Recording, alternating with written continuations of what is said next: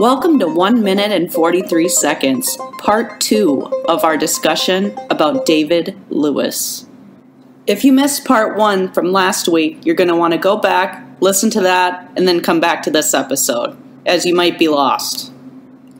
Now, without further ado, please enjoy part 2 of my discussion with Elaine on the disappearance and subsequent events of David Glen Lewis. Apparently, before he went missing, or sometime before he went missing, it's unclear how long in advance, David told his wife he believed he had been in danger. What? I know. Don't you hate this? Because I do. And he wouldn't elaborate, however, about about why he believed he was in danger. When did he tell his wife this? It doesn't say exactly when. Just sometime before this. Just sometime before this whole thing started. He informed his wife he believed he'd been in danger.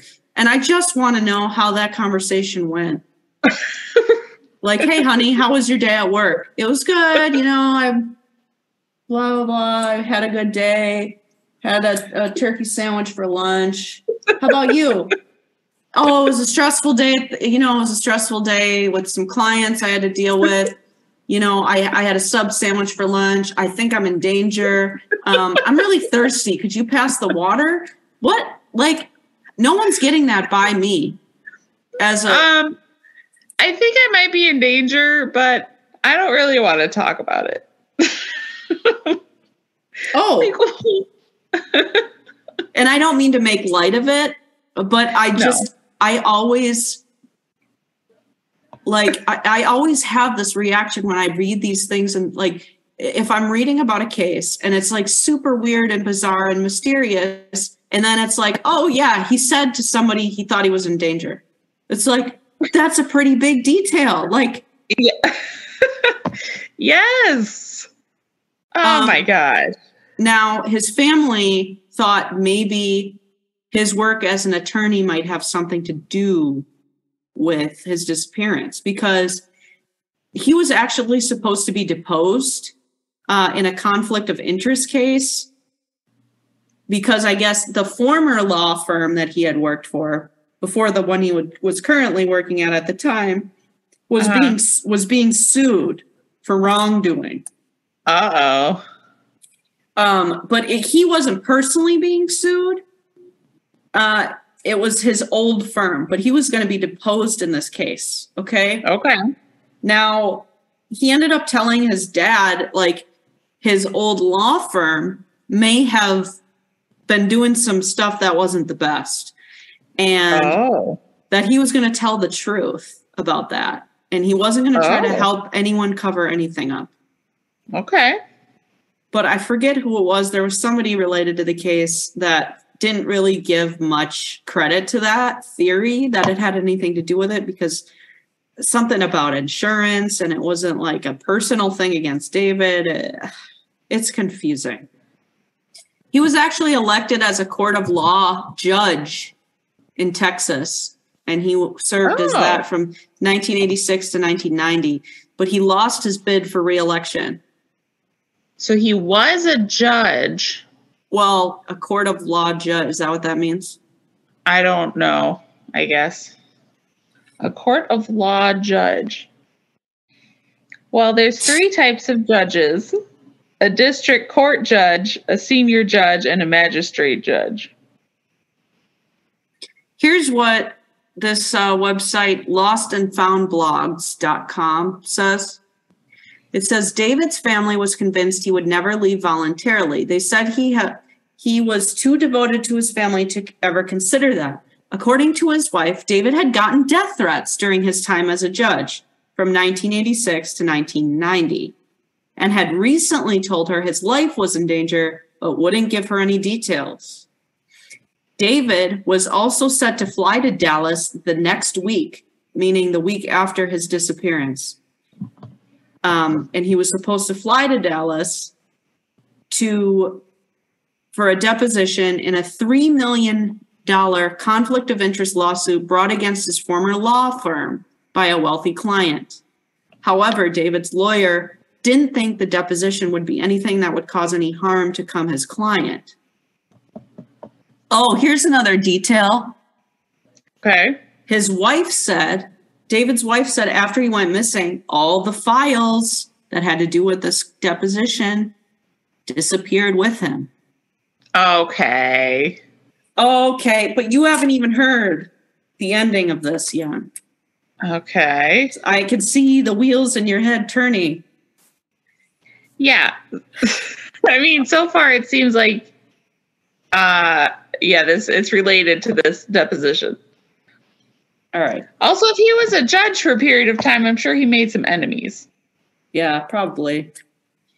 So, also, one more detail before I get to the climax of this story. Okay. Apparently his wife would not participate in a lie detector test, which everybody today, every podcast I listen to or whatever in the true crime community, everyone's like, obviously you shouldn't take a polygraph. Even if you're innocent, you shouldn't take it. They're not admissible in court. And, they're okay. kind of junk science or whatever. I don't know. Now, was that attitude? I have heard that. But was that attitude that common back in 1993? I wonder. Because I know now, like you said, a lot of lawyers will say don't take a lie detector test, even if you're innocent. Yeah. Like if that is the recommendation. So it doesn't really mean anything. But I don't know if it was that way in 1993. Yeah. And the podcast, The Prosecutors, I was listening to their coverage on this. So they're like, okay, so most people had either two basic theories of what could have happened. Like the wife was lying about this whole shopping trip and did something with David. Mm-hmm. And that's why she didn't want to take a polygraph or whatever else. Mm-hmm. Doesn't it really explain the crazy plane ticket purchases or the deposit of money? But, the other theory was somebody related to this deposition that didn't want him to speak about it did something with it. Yes. Okay. Well, What? That is the theory that I'm currently. Oh, really? Yeah. Yeah. Well, I'm here to tell you. Okay, what? Oh, no. You don't even know what's coming. But what I'm going to do is just walk right over there and fill my wine up, and then I'll be right back. Just leave me in suspense. After a word from these non-existent sponsors. Okay. I'm going to get them one day. And we're back to 1 minute and 43 seconds, a true Unsolved Mysteries podcast. Elaine, we left off with David Glen Lewis's bizarre journey throughout Amarillo, possibly Dallas, strange purchases on his credit card, random flights, and he was supposed to be deposed the next week. Yes, extremely bizarre. And I had told you, you're never going to guess what happens next. So Should I just dive right into this? Yeah, I'm ready. Yes. All right. So it's 2003 now. That's 10 years after David Glen Lewis disappeared from Amarillo, Texas. Okay. The Seattle Post-Intelligencer had an article that talked about some shortcomings in the way police had handled missing persons cases around the country. Okay. There was a Washington State police detective by the name of Patrick Dutter who read this article.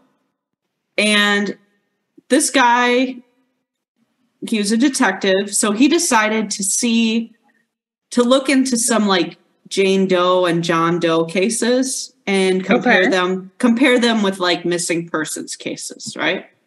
Okay. There was a man who was walking down the center line of a road. Oh. Okay, in the dark. Okay. This was outside of Moxie, Washington. Now, Washington, as we know, is in the northwest of the United States. So this man is walking down the center line of the road. I think Moxie, so Moxie, Washington. Yeah, so right now, as of 2021, the population was 4,405. Oh. And so it's just southeast of Yakima, Washington. Okay. Anyway, so this guy's walking down the center of the road. A driver comes upon him and obviously thinks it's very bizarre. So he makes a U-turn and he wants to like warn people behind him that there's a man walking down the center of the street. Okay. Yeah. I forget. Yeah. So there was one concerned driver. He turned around to do that. But when it finally came to the point where someone went to check on this person, they were deceased. They had been hit by a car. No. They'd been hit by a car. Now, nobody actually saw a car hit this person, but they determined that's how this man died, was being hit by a car. Okay. And so, although nobody saw the vehicle nobody saw a vehicle actually hit him, people said they saw a Chevy Camaro speeding away from the scene. Okay. Okay. Was this on a highway? Yes. Okay. Yes, it was. Go ahead. So this highway was not busy enough that even though no one saw a car hit him, they could assume this Chevy Camaro was like why is that relevant, I guess? Well, how do they know that the Chevy Camaro has anything to do with it? Just because he was speeding and that was suspicious? Well, so I guess witnesses saw a Chevy Camaro that was like leaving the scene or fleeing. To answer your question, nobody saw the vehicle strike the man. Yeah. But you're probably wondering, how is this random hit and run? How does that have to do with David's case, right? Are you about to tell me that was David? I am. Oh my gosh. And what? It was David Glen Lewis. And how that came about. Okay, let's back up a little bit. This detective was reading an article in 2003. He decides to search through some Jane and John Does and try to match them with missing persons cases that are active or whatever, people that haven't been found, right? Yeah. He eventually, just through looking through all this, found that one of the John Does from Washington State, which is 1,600 miles away from Amarillo, looked like this missing guy from Texas. Okay? Yeah. Now, this person that was hit by the car, who was, we know now, I don't have to keep saying this person, David was hit by the car and killed. Yeah. Yeah. He was killed at 10:24 p.m. on February 1st. The day after he went missing, 29 hours after he was supposedly recording the Super Bowl, he's 1,600 miles away in Moxie, Washington, walking down a highway. No drugs or alcohol was found in his system. Now, the only thing that the detective thought was different, they saw that the John Doe looked a lot like this missing man from Texas. But the man that was killed on the road was not wearing glasses, and David had glasses. Yes. Well, they found glasses in the deceased man's coat. Oh. Eventually, they got a DNA sample from David's mother, and they compared it to the man found killed, and that's how they were able to determine it was David. He wasn't identified for 11 years. There are so many unanswered questions about this. It's absolutely nuts. He was also wearing military clothing, by the way, when he was walking down the road. Military clothing, work boots. And his wife said he definitely did not own those clothes. Had he ever been in the military? No. And he didn't have any ties to the area as far as anybody that knew him knew.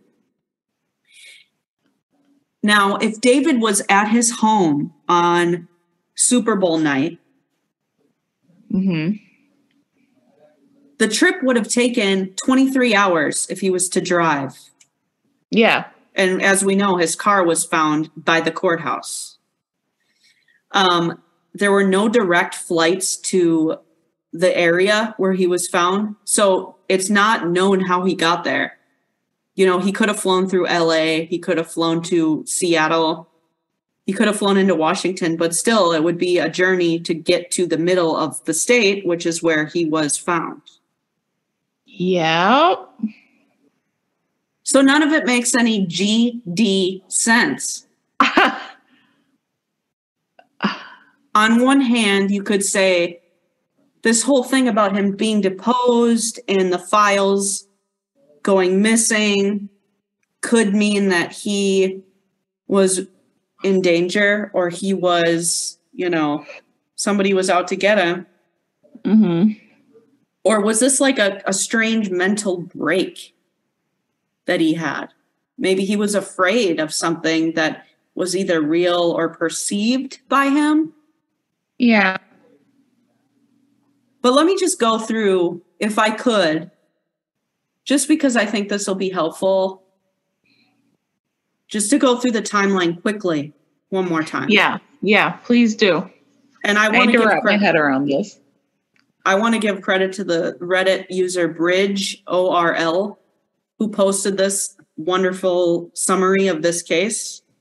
They did a really good job of like summarizing everything, and then they also put together a timeline of events. So that's what I'm using here, okay? Okay. So Thursday, January 28th, 1993, David's wife and daughter leave Amarillo to go to Dallas for the shopping trip. Okay. They do not see David that day. That's the day he says he doesn't feel well at work, but he doesn't go home. But he shows back up later that night to teach his class. Yeah. That's Thursday. Friday, January 30th. He's seen alive for the last time before he is seen on the road in Washington. Okay? But it's unclear of who saw him. And we skipped a day. So the 28th is the Thursday. His family leaves. He teaches his class. Friday is the day that he's seen at Amarillo Airport by that person without any luggage. Yes. The 30th is when he's seen for the last time, but it's unclear by who. The 31st, a plane ticket is purchased in David's name from Dallas to Amarillo. Remember, he's in Amarillo. It's not clear if the ticket was used and by who. Yeah. Also on the 31st, David's wife and daughter get back home. This is Super Bowl Sunday. David's nowhere to be seen.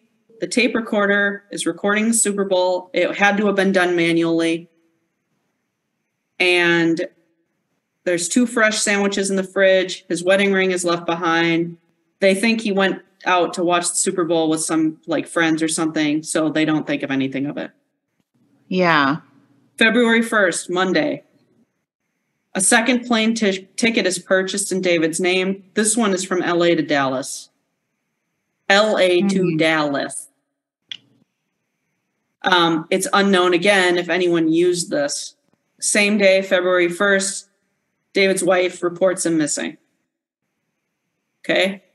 Same day in Yakima County, Washington, motorists claim to see someone walking on Route 24 near Moxie, Washington around 10:30 p.m., walking in the center of the road in military-style clothes and boots. The man who's driving turns around to warn other drivers, and then when they came back, they found him dead. And wow, he was hit. It was a hit and run, they determined. A Chevy Camaro was seen fleeing the scene, but it's unclear if that car was involved in what happened. Yeah. Okay. No drugs, no alcohol in his system. February 2nd, the next day, which is a Tuesday, David's car is found parked outside the Potter County Court's house in downtown Amarillo with all of his belongings, keys, credit cards, driver's license, etc. Okay. Mm-hmm. And that's really all that we have until 2004, when he's positively identified. The man found deceased in Washington is positively identified as David via DNA. So weird. Questions. Why did David leave his house on Super Bowl Sunday? Mm-hmm. How did he get to Washington State, which was 1,600 miles away? Did he go willingly? What is the deal with the plane tickets? Yeah. Why was he wearing military-style clothing? Why was he walking on the center line? Yes. Why did he tell his wife he was in danger? Is it a mental health thing, or was he actually being threatened by someone? Why was he in the center of the road? You've already said that. Was this an attempt at suicide? What was he doing in this tiny little town in Washington? And who killed him? Was it related? Was it related to this whole other mess of him buying the tickets and all that? Or was this just like a tragic accident and the reason he was in Washington unrelated to his death? In other words, what the Yeah. Yeah. A lot of people point to the fact that, he left his ring and wristwatch behind. That could have been a sign that he was going to harm himself. But I've also seen, if he was doing dishes, he could have taken that stuff off. It sounded like he was doing some stuff in the kitchen. He was doing laundry. He was making sandwiches. Okay. This is not especially relevant, probably, or important. But typically when you're making a sandwich, you're not going to make a sandwich and then stick it in the fridge to eat later, right? You make a sandwich and you eat it. Yeah, I agree with you. That's a little odd. Was he interrupted?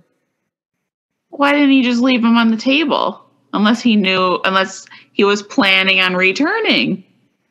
Also, why was he recording? If he was interrupted and he had the sandwiches prepared, if he thought he was going to return, he would stick them in the fridge.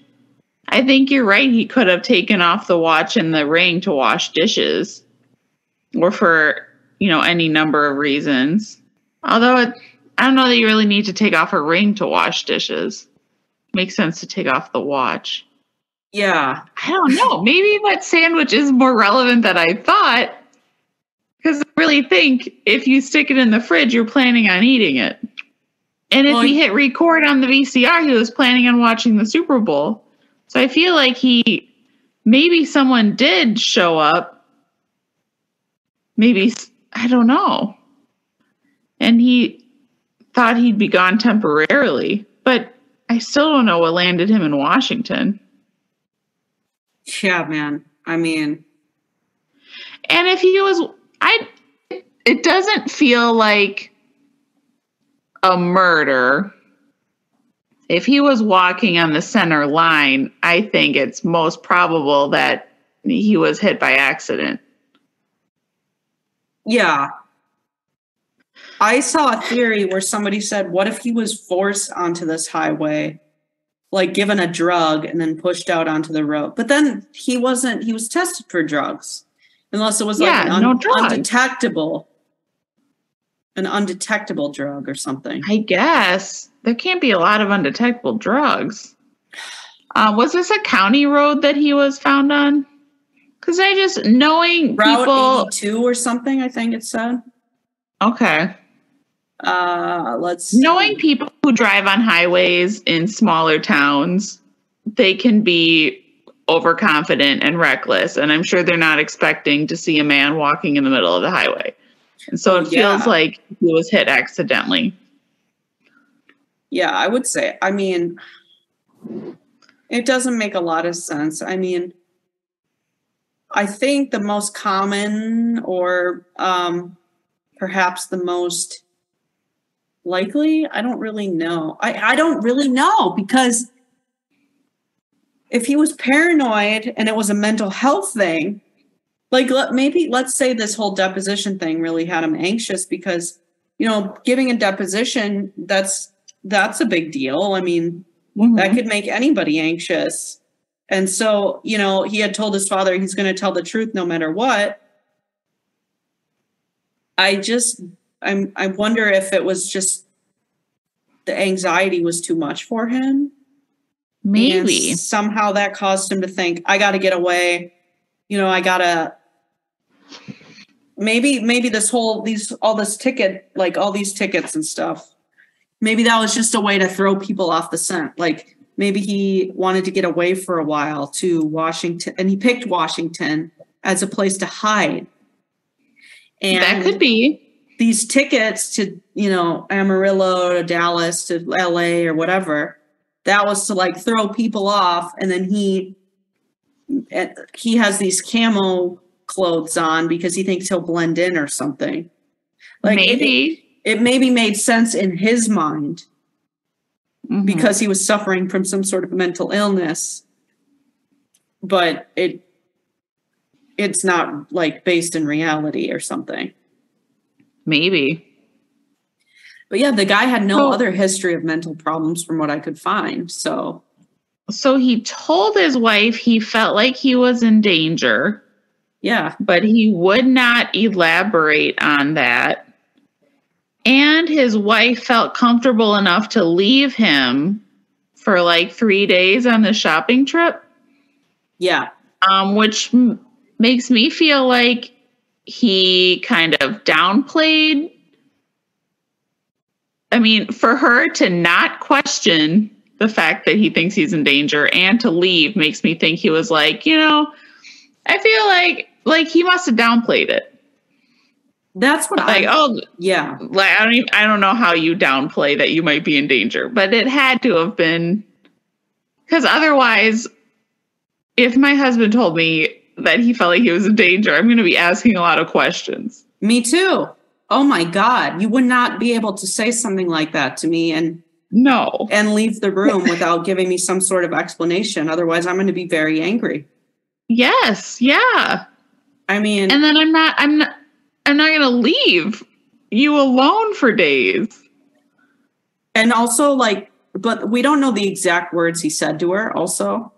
True. Maybe she like construed it as he was in danger, and she has the context of the fact he was missing in the background. True. Maybe he said something more benign, like, yeah, I pissed this guy off today. This guy's really pissed because of XYZ. Yeah. He's like, but maybe. It's fine. It's going to blow over. It'll cool down. Yeah. Okay, yeah. Let's say that. Mm-hmm. And then he goes missing. And then his wife was like, oh my God, he was in danger. I don't know. Like, what were the words he used? That's true. But then why wouldn't you just say David's wife said there was a person that was angry with him instead of saying he was in danger? I don't know. It doesn't make a lot of sense. This whole case is a cluster.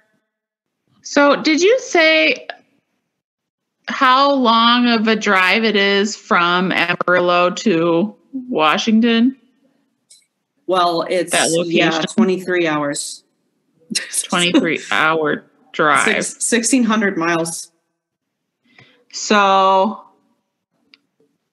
but okay. But his car was discovered in Amarillo. Right. But he could have rented a car.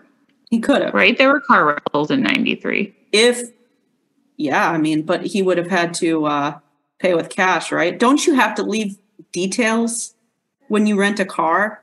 Don't they need like your driver's license, which he didn't have? He didn't have his driver's license. That's true. True. You didn't have to have one of those to get on a plane at that time. You don't need a driver's license to get on a plane in 93? I think it was a fairly new, because there's another missing persons case that I covered, which is equally as crazy. That was in 1996. Okay. And anyway, the context of the story was it was 97, I think. It was a new rule that had just come out that you needed a driver's license. Oh. To fly. Wow. So I guess anybody could get on a plane at any time before then. Okay. But to rent a car, you need a license, right? I mean, you need a driver's license. You're right. I don't think they'd let you have a car without it. I don't think. But like if they would let anyone buy a plane ticket without an ID, maybe they let you rent a car without a driver's license. I don't know. I mean... Okay, but anyway, could he have actually driven for 23 hours and made it? Would that timeline make sense? No, because it was the same day. No, I don't think so. I think he would have had to fly. Or wait, no. No, they could have, because he was last seen by anybody. When was he last seen? On Saturday?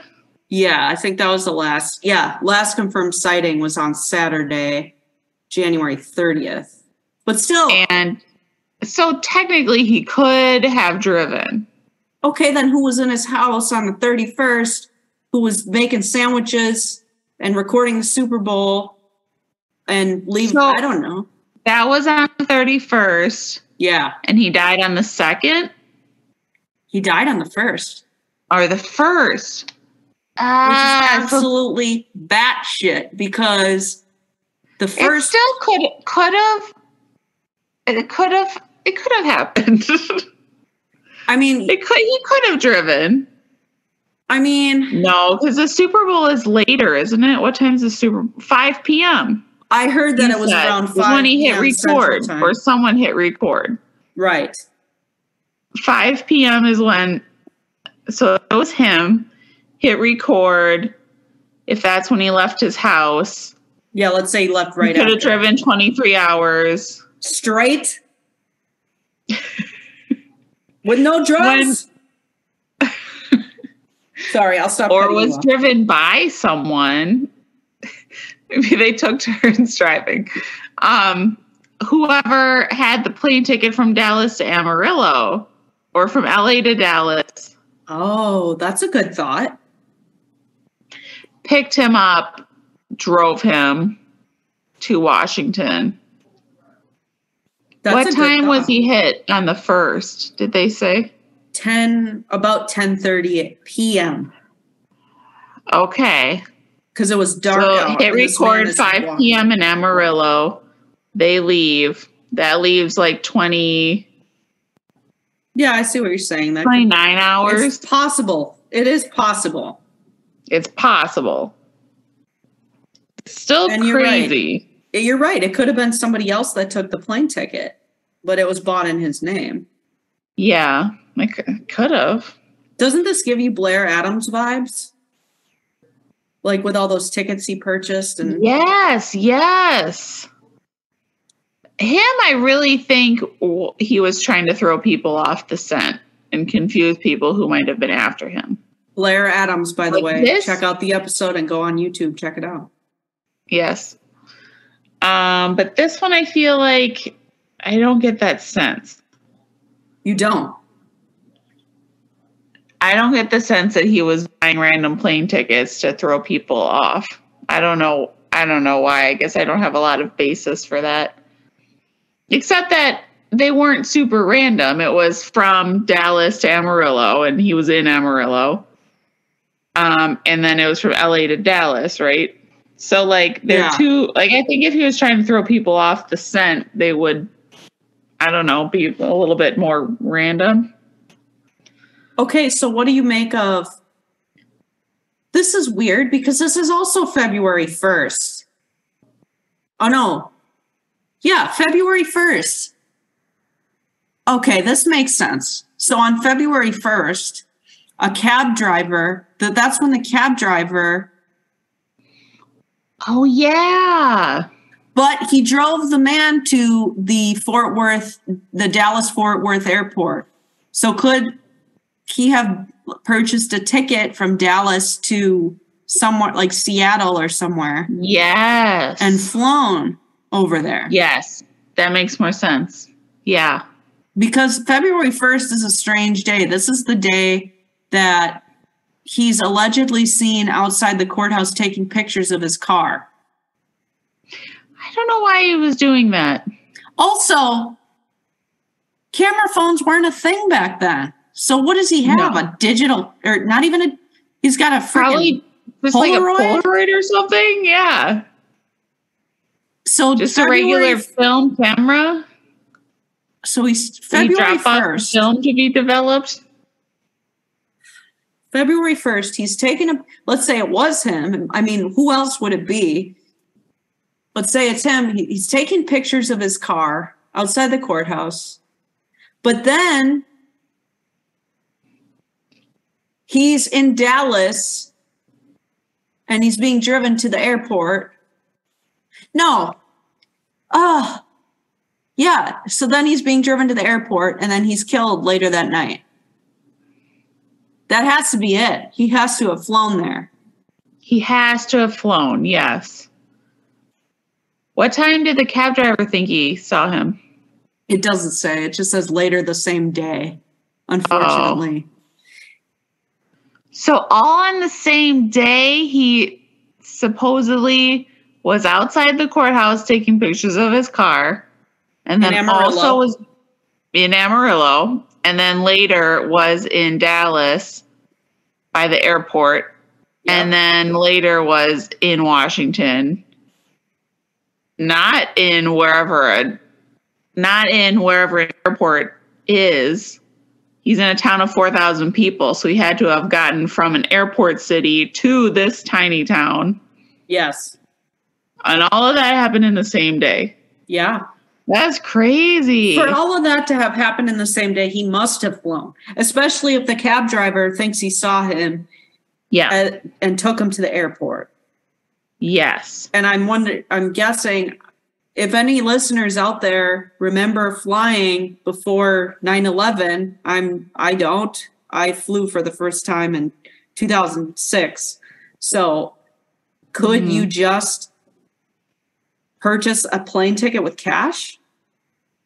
And because they have the record of the other ones. Yeah. But also, where and when and how did he get so much cash? Because they don't have record of him withdrawing this from his account, do they? They have a record of him putting money into his account or somebody. Is great. But he didn't withdraw hundreds. He had hundreds of dollars of several $100 bills. Yeah. The cab driver described it as a wad of $100 bills. And that he seemed nervous. I wonder if he wasn't forced into this. I bet he was. So, it's mental illness, or he was forced into this by someone. And God, I'm just leaning towards he was forced into it. I think someone must have shown up to his house, and he was forced into coming. Okay, but it just seems as though when he left his house, I don't think he must have felt like he was in that much danger. If he was the one, if David was the one who hit record on the VCR and put his sandwiches in the fridge, he must have thought he was going to return. Right. Or whoever showed up and forced him to come with him did those things as a cover to make people think that David left willingly. That'd be a hell of a cover. Like, let me put some laundry in. Though. Yeah, I don't think that doesn't make as much sense. Yeah, man. Why would they take that time to do that? I wonder if someone showed up, David thought that he was going to return and he was not in a dangerous situation. And then all of a sudden it morphed into that. Yeah, it just like devolved into that. I don't know. This is crazy. There's so many aspects where it's like, what was going on there? Like, yeah.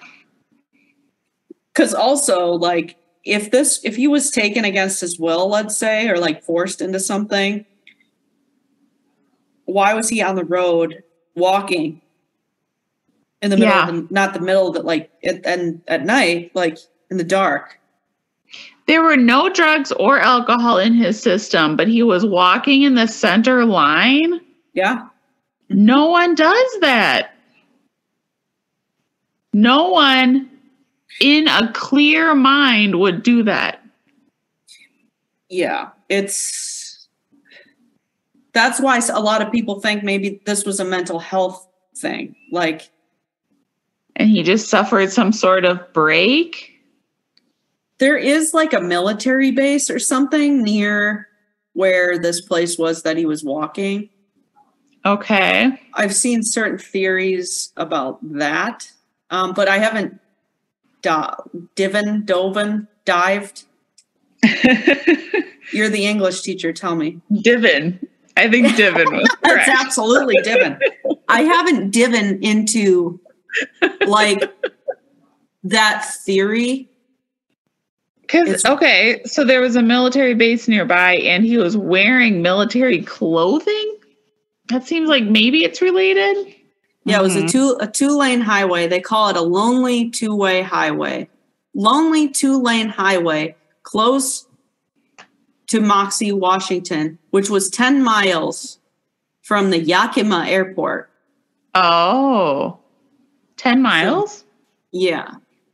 Okay, so he could have flown. He could have flown, into that airport. With me having very little knowledge about cities or airports, it just feels like that's not a direct flight. Yeah, I think you're right. I think he would have had to go to Washington, Tacoma, or Seattle. Yes. Yeah, something like that. Yeah, which just adds another layer of how did he fit all this in? It's wild, man. Yeah. Wild. I think we basically come to the end of it. There was something that had to do with the town that he was, something about the military. I don't remember. All right. So here's what I found. Okay. This is from user Omar_Devon_Little. This is another post on David's disappearance. He said, having read it all, meaning the case, I stumbled upon a weird coincidence, which to the best of knowledge has not been mentioned anywhere. I apologize if it's already been looked into. Turns out the highway spot outside Yakima in the middle of nowhere where David Lewis was found 10 to 15 miles away from Hanford site, where they had produced weapon-grade plutonium for nuclear warheads during the Cold War. Since 1987, they have been cleaning up the place, apparently. On the other hand, there's a company called Pantex. It was the biggest manufacturer of nuclear missiles during the Cold War, and since the late 1980s, it has been disarming them. As a result of plutonium has been buried on their production site, the company and their production facility are located in Amarillo, Texas. Oh. Which had been, of course, the home of David Lewis, which he left so suddenly. Apparently, Pantex and its environmental impact was a major issue in Amarillo in the early 1990s. Local authorities had even launched a major PR campaign to keep them in business. Here's a documentary on the subject, blah, blah, blah. This person said that's all that I have at the moment. And it may be just a weird coincidence, but just wanted to throw it out there. But I don't know what that would have to. That is really interesting, though, the connection to Amarillo. Yes. That is odd. Who's just got chills? Yeah. Yeah, that's wild. Yeah, that is really odd. This case, I feel like, could be a novel or something. Yes. Because it's just that wild. It's just like, what happened here? I feel bad for his wife and daughter. I mean, especially his daughter, 10 years old. Yes. So if she was 10 in 1993, she'd be 30 today. Yeah. So. Wow. And you know what else is really tragic about this is that he was killed basically the day after he was reported missing. He was killed. And 11 years went by and nobody knew. 11 years of them wondering and not knowing. And that's horrifying. It is. And just knowing that the answer was there all along. Yeah. Mm-hmm. It's crazy. It kind of like the answer was there, but then also it just opens up even more questions. So is that even really closure for the family? No. I've read that. Like, that's what, a lot of the stuff I've read on this case said, like, a conclusion, but no real answers. And that's right. It makes me, what it makes me wonder is how many missing people are out there that could be matched to a Jane or John Doe somewhere. Yes. It's kind of crazy to think about because, I mean, on one hand, I could see why they wouldn't have matched the two because this guy disappeared from Texas. This man was walking down the middle of the street in Washington. Like, why would you connect the two? You really wouldn't. No. So it's really amazing that they did. Yeah, that detective. And I'm glad that guy looked into it. Yeah. Seriously, where would we be if he hadn't done anything about it? Yeah. And it's just because he happened to be looking through all this and that's crazy. And found that they looked alike. Yeah. So that's the story of David Glen Lewis. That one leaves me pretty speechless. Mm-hmm. Yeah, I have nowhere to start with it. Mm-mm. But I lean towards, I would say mental illness, but I'm kind of leaning a little towards more like someone else being involved. Yeah. Somehow. That's the way I'm leaning to. Not that he was killed by someone, but that obviously, but maybe he was being threatened by someone, which forced him to leave. So there's that. That must have been a very scary situation for him too. Yeah. It's awful. Yeah. Wow. Well, I want to hear what all the listeners have to say. So I'll plug the socials one more time. Find me on Twitter at 143 Podcasts. Instagram 143 Mysteries. I'll post photos of all my cases there. Website 143mysteries.com. YouTube 143 Mysteries. Go ahead and smash that subscribe button. Give me some watch hours. Do something, leave me a comment. Let me know what you think. Yes. And Elaine, thanks so much for being a guest on another episode. Of course. You're basically my co-host now, whether you like it or not. You're my co-host, so.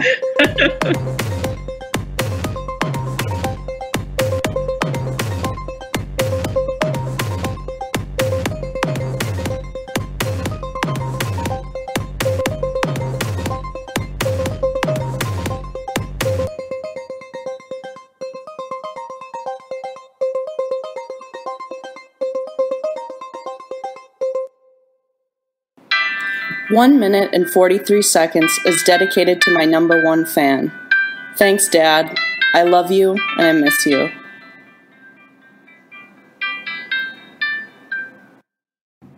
This podcast has been approved by Skipper the Cat. Right, Skippy?